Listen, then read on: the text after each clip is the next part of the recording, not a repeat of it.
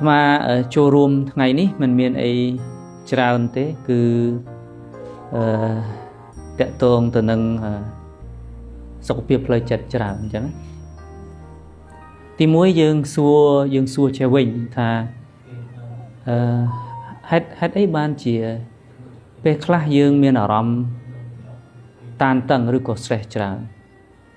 hết ấy dương xua chẳng vậy chẳng dương xua chẳng vậy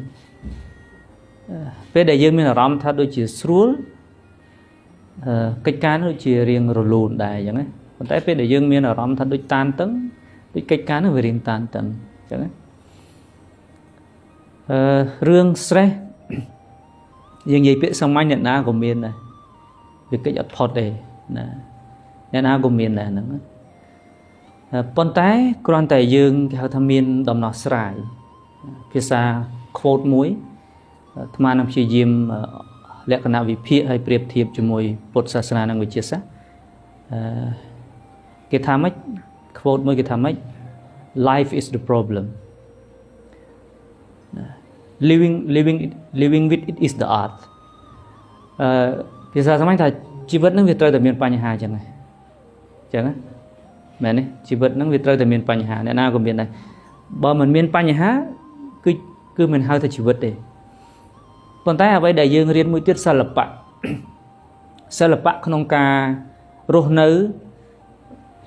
rồi có đo sai Pành Hà năng ấy cái gì sama tập việc bỏ dương, mình ta ca rô nới chỉ mũi Pành Hà năng ấy chỉ sa lập bạ này chỉ vật. Này, ca rô nơi chúng môi Pành Hà nó hay chỉ là bạn này chỉ vật cứ ăn miên đóng nọ sai na kịch vì Pành Hà ba này cứ dương bởi dương rồi có dương chọn ở Pành Hà nâng bát rồi có chọn ở Pành Hà nâng tu rồi có ấy dạng ná việc là dương kết chắc này con té cứ dươngត្រូវបង្កើតរបៀបរស់នៅជាមួយបញ្ហាហ្នឹងហើយគេហៅជាសិល្បៈជីវិតអញ្ចឹងដើម្បីរស់នៅដើម្បីបណ្ដុះនៅសិល្បៈហ្នឹងតើតែយើងមានភាសាសាមញ្ញគេប្រើសប្តាហ៍ថ្ងៃគេហៅគេ soft skills មែនទេ soft skills ចិត្តវិទ្យាគេហៅថា cognitive skills ណាគេហៅថា cognitive skills យើងអាចប្រែមកភាសាខ្មែរយើងថាជាបច្ចេកទេសខាងពុទ្ធិខាងត្រេះរិះពិចារណាអីចឹងណាអញ្ចឹងហើយបានជានៅក្នុងពុទ្ធសាសនាព្រះអង្គបង្រៀនឲ្យយើងផ្លាស់ប្ដូរការគិតរហូតគេឲ្យយើងផ្លាស់ប្ដូរការគិតរហូតក្នុងពុទ្ធសាសនាពីព្រោះអារម្មណ៍ដែលយើងជួបទាំងអស់ហ្នឹងវាអត់ដូចចិត្តដែលយើងចង់ទេ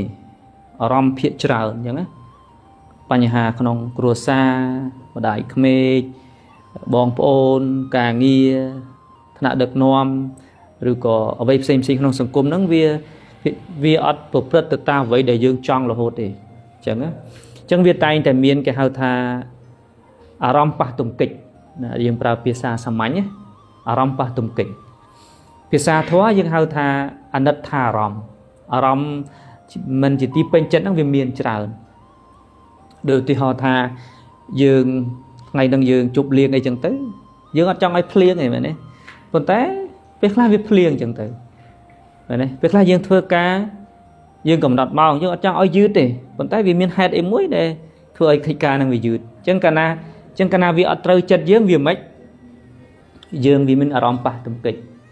ខ្ញុំអាចពេនបានអត់អីណាពេនតាមស្រួលហើយមួយទៀតពេលខ្លះទៀត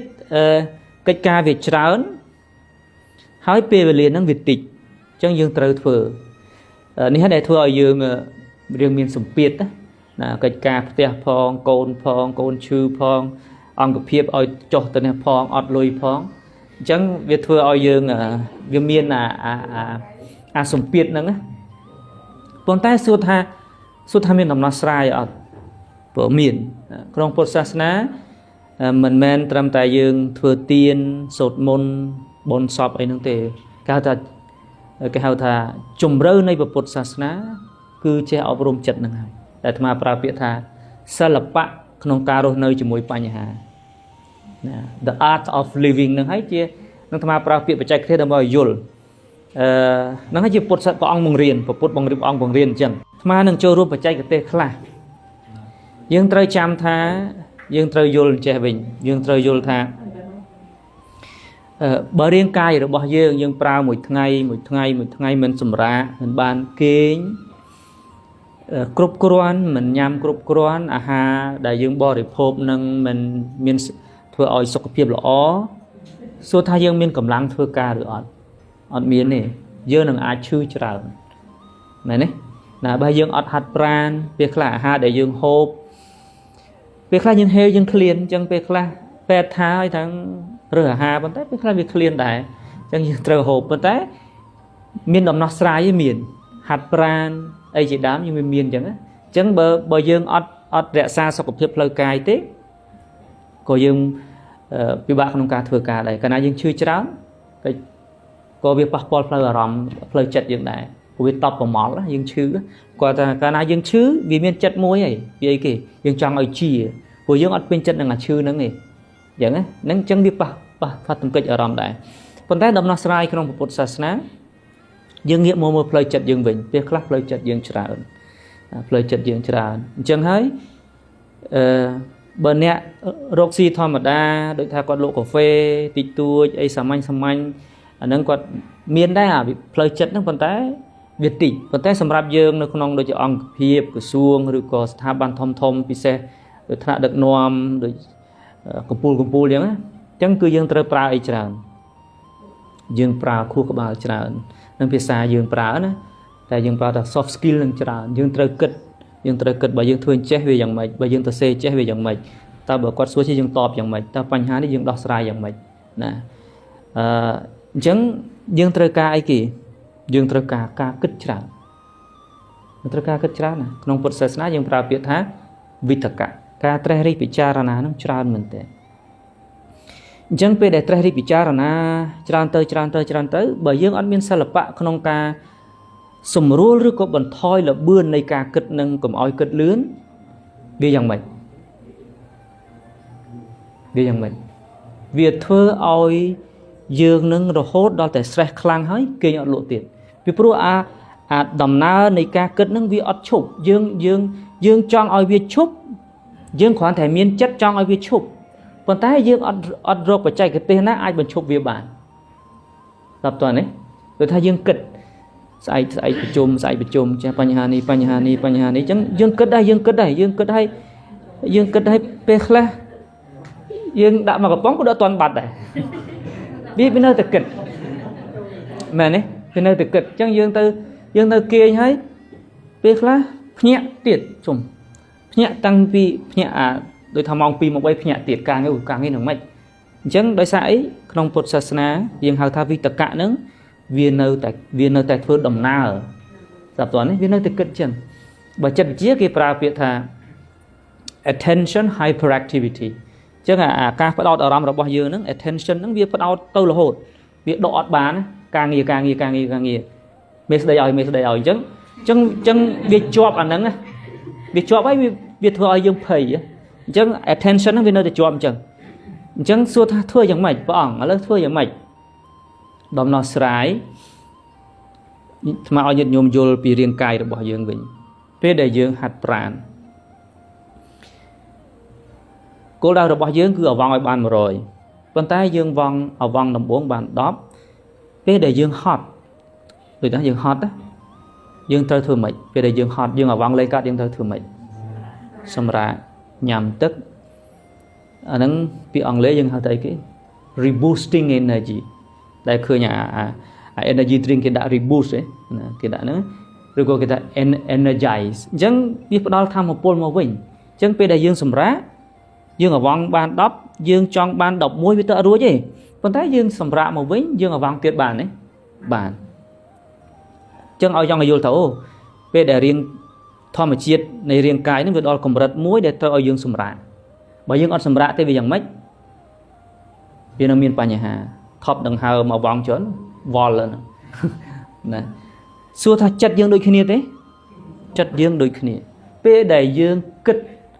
ហួសពីសមត្ថភាពរបស់ចិត្តហើយយើងមិនដែលបង្រៀនឲ្យចិត្តយើងសម្រាកពេលនោះយើងនឹងអាច stress ច្រើនហើយយើងនឹងរកហេតុមិនឃើញដោយសារអីដោយសារឥទ្ធិពលវិជ្ជមានរបស់ចិត្តហ្នឹងវាខ្សោយកាលណាវាខ្សោយវាអត់ភ្លឺទេ ស្អីក៏ដោយដូចបន្ទប់នេះជាកាលណាយើងបិទភ្លើងវាមិនងឹតមែនទេចិត្តយើងដូចគ្នាកាលណាវាគិតច្រើនទៅ stress ច្រើនទៅចិត្តនឹងលែងមានពន្លឺហើយកាលណាលែងមានពន្លឺវាមិនវាអត់ឃើញនៅអ្វីដែលត្រូវគួរឃើញទេដល់តើនេះពេលខ្លះគេធ្វើត្រូវទេប៉ុន្តែដោយសារចិត្តរបស់យើងតបប្រមល់ទៅវាទៅភ្ជាប់នៅរឿងអ្វីមួយអាក្រក់ពីម្សិលមិញទៅគាត់ដើរពេលខ្លះអាទ្វារហ្នឹងវាលក្ខណៈខ្យល់ទៅផាំងអញ្ចឹងទៅជុំឌឺឯងតានឹងបិទទ្វារហ្នឹងអញ្ចឹងណាពេលខ្លះវាមានអញ្ចឹងដែរចិត្តហ្នឹងអញ្ចឹងហើយបើក្នុងពុទ្ធសាសនាព្រះអង្គថាអូគឺត្រូវបង្រៀនឲ្យចិត្តហ្នឹងសម្រាកអត់តនេះឲ្យចិត្តហ្នឹងសម្រាកអញ្ចឹងអ្វីដែលអាត្មាចង់ឲ្យងាយចាំទេប្រហែលជាភាគច្រើនយើងចេះអង់គ្លេសហើយពេលដែលយើងមានអារម្មណ៍ថាតបប្រមល់ដូចជា stress រៀងមួម៉ៅខឹងអីហ្នឹងអានេះជាដំណាក់កាលរយៈពេលខ្លីឯងដែលអង់គ្លេសយើងហៅថា short term short term solution ណាបើចង់ long term នឹងទៅវត្តអីមួយថ្ងៃពីរថ្ងៃឬដាក់សម្រាកអញ្ចឹងទៅណាអាហារក៏អាហារយើងអត់ត្រូវការលុយដែរហើយបន្ទប់ល្អបន្ទប់មានអញ្ចឹងអាត្មាចូលរួមខ្លីទេដើម្បីឲ្យញាតិញោមទៅពិចារណាពេលដែលចិត្តយើងតបប្រមល់តានតឹងខឹងច្រើនមួម៉ៅច្រើនគិតមិនចេញនឹងការងារពេលដែលវាគេហៅថាអង់គ្លេសយើងថាពេលដែលវា obsess ណាពេលដែលវា obsess ពេលដែលវាសម្ពាធវាដូចតបប្រមល់គឺយើងត្រូវប្រើបច្ចេកទេសក្នុងការសម្រួលវាអញ្ចឹងអាត្មាចែករំលែកនេះអាត្មាសរុបពីចិត្តវិទ្យាពុទ្ធសាសនាទាំងអស់ហើយអាត្មាក៏ឲ្យញាតិញោមស្រួលចាំឯងគេហៅថា triple R ឬក៏ triple R តើតើនេះណាអ្នកខ្លះគេអាន O អ្នកខ្លះគេអាន R triple R triple R ទី1អីគេពេលដែលយើង stress ខ្លាំងតបប្រមល់គេអាចលក់នឹងរៀងសាំញ៉ាំអីច្រើនហ្នឹងទី1 relax ឬក៏ rest តើនេះតើយើង relax យ៉ាងម៉េចណាចែកទេសាក់លបងក៏បានដែរឲ្យញាតិញោមយល់ដូចថាពេលដែលយើង relax 10នាទីហ្នឹងឬក៏យើងសម្រាកហ្នឹងដើម្បីអីដើម្បីកុំឲ្យអាភាពតក់ប្រមល់ហ្នឹងវាលឿនពេកកំហឹងអីក៏ដោយការឆ្លើយតបក៏ដោយកាលណាយើងភ្លាមវាពេលខ្លះអារម្មណ៍មួយឆាវវាពិបាកណាអញ្ចឹងបានឲ្យយើងឲ្យយើងលក្ខណៈសម្រាកហ្នឹងហើយការសម្រាកនេះទៀតវាមានចំណុចមួយពេលខ្លះយើងគិតថាម៉េចការប្រតិកម្មបានជាដំណោះស្រាយមានន័យថាការឆ្លើយតបភ្លាមទើបជាដំណោះស្រាយប៉ុន្តែវាមិនត្រឹមតែប៉ុណ្្នឹងទេភាពអស្ចារ្យរបស់មនុស្សមួយទៀតមានន័យថាយើងរៀនមិនប្រតិកម្មឲ្យរៀងថែរក្សាភាពស្ងៀមស្ងាត់បាន 2-3 នាទីហ្នឹងក៏ជាភាពអស្ចារ្យដែរអស្ចារ្យយ៉ាងម៉េចឥឡូវគេហៅថាជាវិន័យរបស់មនុស្សដូចយើងនៅអញ្ចឹងអាត្មានៅអញ្ចឹងមួយនាទីសួរថាយើងអាចមិនកម្រើកដៃណាមិនកម្រើកជើងហើយទោះបីទូរស័ព្ទនៅចិត្តយើងក៏យើងអត់កាន់ដែរសួរថាយើងធ្វើបានឬអត់យើងគិតថាដូចមិនអស្ចារ្យទេប៉ុន្តែភាពអស្ចារ្យយើងអាចគ្រប់គ្រងខ្លួនយើងបានមួយនាទីហ្នឹងសួរមានន័យថាបញ្ហាខ្លះវាអាចកើតឡើងក្នុងមួយនាទីហ្នឹងបានប៉ុន្តែបើយើងអត់ធ្វើអីយើងសាកនៅចេះបានពេលខ្លះវាជាភាពជោគជ័យអញ្ចឹងហើយគេហៅថាអញ្ចឹងហើយបានក្នុងសភៅមួយក្បាលគេទៅសេថា stillness is the key ណា stillness is the key អញ្ចឹងការនៅស្ងៀមមួយផ្លែតក៏វាជាគន្លឹះមួយក្នុងការដោះស្រាយបញ្ហាដែរប៉ុន្តែយើងត្រូវរៀនណាយើងត្រូវរៀនព្រោះយើងដូចថាយើងចង់ពឹបយើងតបពឹបអញ្ចឹងណាអាហ្នឹងវាមិនជាមិនមែនថាមិនជាភាពជោគជ័យប៉ុន្តែពេលខ្លះស្ថានភាពខ្លះយើងអត់ទេយើងត្រូវតែមាន stillness ហ្នឹងព្រោះបញ្ហាខ្លះតបច្រើនរត់តែបញ្ហាច្រើននិយាយច្រើនរត់តែបញ្ហាច្រើនអញ្ចឹងហើយបានគេហៅថា silence is the power ណាអញ្ចឹងហើយនៅក្នុងពុទ្ធសាសនាព្រះអង្គបង្រៀនឲ្យយើងមានអានឹងដែរអញ្ចឹងណានៅខាងក្នុងវាអាចក្តុកក្តួលប៉ុន្តែយើងលក្ខណៈអាចគ្រប់គ្រងបានវាជាដំណោះស្រាយអញ្ចឹងអាត្មាក៏ចូលរួមខ្លីថា ពេលដែលយើងជួបបញ្ហាឬក៏តបប្រមល់អីច្រើនយើងអាចព្យាយាមសាកសង្ងំ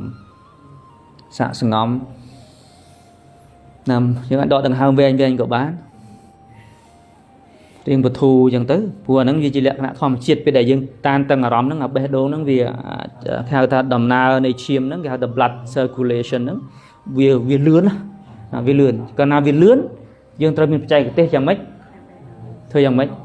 ត្រូវ slow វា down ព្រោះវាលឿនអញ្ចឹងឲ្យបានពេទ្យគេឲ្យមានដើម្បី slow វា down ព្រោះវាកំពុងតែលឿនណាអញ្ចឹងវាជួយសម្រួលឈាមអីក្នុងហ្នឹងអ្នកកាំងបេះដូងគេអីមកគេថាមួយអុំមួយណាដកដង្ហើមដើម្បីមិនសម្រួលអាហ្នឹង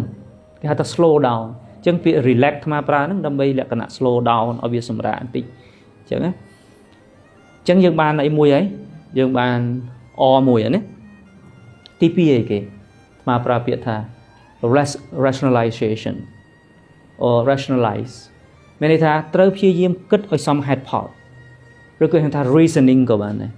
ត្រូវគិតឲ្យសមហេតុផលថាខ្ញុំគួរឆ្លើយគាត់ចឹងត្រូវឬអត់ឬខ្ញុំគិតចំពោះគាត់ចឹងត្រូវឬអត់យើងចាប់ផ្ដើមហេតុអីបានយើងត្រូវធ្វើអញ្ចឹងដើម្បីឲ្យយើងនឹងមើលរៀងវែងឆ្ងាយបន្តិចព្រោះយើងជាអ្នកដឹកនាំយើងធ្វើការអញ្ចឹងបើយើងគិតរៀងប្រយោជន៍គេហៅថាគិតខ្លីគេហៅថាពាក្យថាគិតខ្លីហ្នឹងគេហៅថា short sightedness ហ្នឹងវាអត់សូវមានអត្ថប្រយោជន៍មកយើងត្រូវគិតរៀងវែងឆ្ងាយអូបើខ្ញុំវាប៉ះពាល់អីខ្លះសម្ព័ន្ធភាពការងារអញ្ចឹងគេឲ្យយើងមើលវែងឆ្ងាយអញ្ចឹងពេលដែលយើង take a break ហើយយើង relax ហើយយើងត្រូវគិតសារឡើងវិញហ្នឹងយើងគិតឲ្យត្រូវហ្នឹងដើម្បីអីយើងត្រូវផ្លាស់ប្ដូរការគិតរបស់យើងហ្នឹងត្រូវផ្លាស់ប្ដូរការគិតរបស់យើងណាហ្នឹងចាំអាត្មាបរៀនផ្សេងទៀតដោយឧទាហរណ៍ថាពេលដែលគេថាឲ្យយើងដូចថាមេថាឲ្យយើងអញ្ចឹងណាបើយើងអត់ផ្លាស់ប្ដូរការគិតនេះវាយ៉ាងម៉េចគឺវានឹងជាប់នៅក្នុងចិត្តរបស់យើងមានន័យថាអូយមិនគួរអញ្ចឹងសោះយើងនឹងឆ្លើយវាមិនគួរដូចថាមិនគួរអញ្ចឹងសោះមិនក៏ថាឲ្យខ្ញុំប្រឹងប៉ុណ្្នឹងហើយខ្ញុំយកចិត្តប៉ុណ្្នឹងហើយមិនក៏នៅថាឲ្យខ្ញុំណាអញ្ចឹងវាជាប់នៅក្នុងយើងអត់បានអីគេយើងអត់បានដោះស្រាយវាមែនទេយើងអត់បានដោះស្រាយវាយើងអត់បានសម្រួលវាអញ្ចឹងពេលយើងទៅផ្ទះយើងអត់ហ៊ានថាឲ្យមេទេប៉ុន្តែបើមានកូនចៅណាតូចជាងយើងនឹងថាឲ្យគាត់ហើយអាចថាឲ្យប្រពន្ធឬក៏ភរិយាឬក៏កូនទៀតពេលខ្លះពេលដែលយើងទៅដល់ផ្ទះម៉ាក់មកឲ្យប៉ាមកឲ្យដោយសារឲ្យតែយើងទៅដល់ផ្ទះគ្នាសប្បាយចិត្តហើយប៉ុន្តែពេលហ្នឹងយើងតបប្រមល់អើស្អីទេអញ្ចឹងអារម្មណ៍ដែលយើងបង្ហាញហ្នឹងយើងអត់ដឹងទេប៉ុន្តែវាប៉ះពាល់ដល់អារម្មណ៍របស់គាត់អញ្ចឹងហើយបានក្នុងចិត្តវិទ្យាហ្នឹងគេហៅអីគេហៅថា displacement ពាក្យ displacement ហ្នឹងចិត្តរបស់យើងហ្នឹងពេលដែលយើងមានអារម្មណ៍អ្វីមួយដែលយើងមិនពេញចិត្តប៉ះទង្គិចជាមួយកម្លាំងអ្វីមួយដែលធំជាងយើងអត់បញ្ចេញទៅគាត់ទេយល់ទេយើងទុកនៅក្នុងចិត្តយើងនឹងបញ្ចេញទៅអ្នកតូចអញ្ចឹងហ្នឹងគេហៅថា displacement អញ្ចឹងអ្វីដែលអាត្មាចង់ចូលរួមថាយើងត្រូវតែសម្រួលវាបើអត់សម្រួលវាទេវានឹងបង្កបញ្ហាអាហ្នឹងមកពេលយើងប្រតិកម្មមួយផ្លែតវាមួយផ្លែតទេប៉ុន្តែបើយើងអត់សម្រួលវាទេវាយ៉ាងម៉េចវាដកនៅក្នុងចិត្តរបស់យើងដល់តើនេះកាលណាវាដកយូរវាយ៉ាងម៉េចដូចញាតិញោមអត់ងូតទឹកមួយថ្ងៃមើលអត់ងូតទឹក2ថ្ងៃអត់ងូតទឹក3ថ្ងៃកែឡើងវាជាប់អញ្ចឹងចិត្តហ្នឹងវាអីវាប្រឡាក់ដែរគេហៅពុទ្ធសាសនាគេប្រើពាក្យអីគេមុនទិលគេហៅថាគ្រឿងមុនទិលអញ្ចឹងវាប្រឡាក់យូរទៅរហូតដល់យើងដេកយូរសពក៏ឃើញរឿងហ្នឹងដែរហើយពេលដែលមានរឿងអីមួយទៀតវាទាញដល់ខ្លួនឯងហ្មងវាទាញរឿងអាក្រក់ហ្នឹងមកនិយាយហ្មងបងឯងលើកមុនក៏ធ្វើចឹងដែរហ្នឹងដោយសារអីដោយសារយើងក៏បានសម្រួលវាអញ្ចឹងក្នុងពុទ្ធសាសនាព្រះអង្គឲ្យយើងសម្រួលវាសម្រួលឲ្យហេតុហើយបានយើងត្រូវសម្រួលថ្មបាននិយាយហេតុច្រើនហើយចុងក្រោយអទី3អីគេអទី3 response ពេលហ្នឹងហើយដែលយើងត្រូវឆ្លើយតបសម្រាប់គិតឲ្យត្រឹមត្រូវហើយបានឆ្លើយតបពាក្យថា response កន្លែងហ្នឹងការសរសេរក្តីការផ្ញើសារក្តីការនិយាយក្តីឬក៏ការដោះស្រាយបញ្ហាអីឬក៏យើងផ្ដល់ដំណោះស្រាយហ្នឹងហើយគេហៅថាជា response ហ្នឹងជាការឆ្លើយតបអញ្ចឹងណាអញ្ចឹង và trong ơi nhiệt vô miền tùm lọp miền tùm lọp lọ nắng tụ bay chỉ dương mình coi đôi bờ sông cả đôi tịch tụi đó dương ơi miền lẹ cả nè tích tích nè phù vi chỉ kêu sầm ạt chặt dương mưa tha tích tích ăn về giói bàn tay cứ miền về giàu chứ hả tích tích tích tích tích tích tích tích nhiệt nhôm đôi dương hạt prán có vi hạt mà ngay vi mình sọ khanh phim nè nè này nhiệt nhôm liệp lế cái đôi cái này liệp mà ngay ở so phim thì liệp là hột nè liệp là hột nè chẳng dạng nào mấy chất năng đôi khi nè cho ngồi nhiệt nhôm vô tao học nè tháo chất năng đôi khi bây giờ ở thai thế on miền nhạc thai thế nè hay năm ao dương kinh lỗ nó là năng việc gọi chui mà chào thế vô việc ca thì phơi chất vì mình ca mình kinh mình lỗ stress extra năng vì mình đòi sai đấy vì mau bị phơi chất chân tu bây giờ dương pra năm phần á vì ban tay chỉ đập nạ cao mà chào thế còn tay đầm bì ao dương mình sẽ cái đây sọc bớt to thì dương riêng nào phải chạy cái tích tích nó chia năm chia ở suất sầm ráp luôn chất là bỏ dương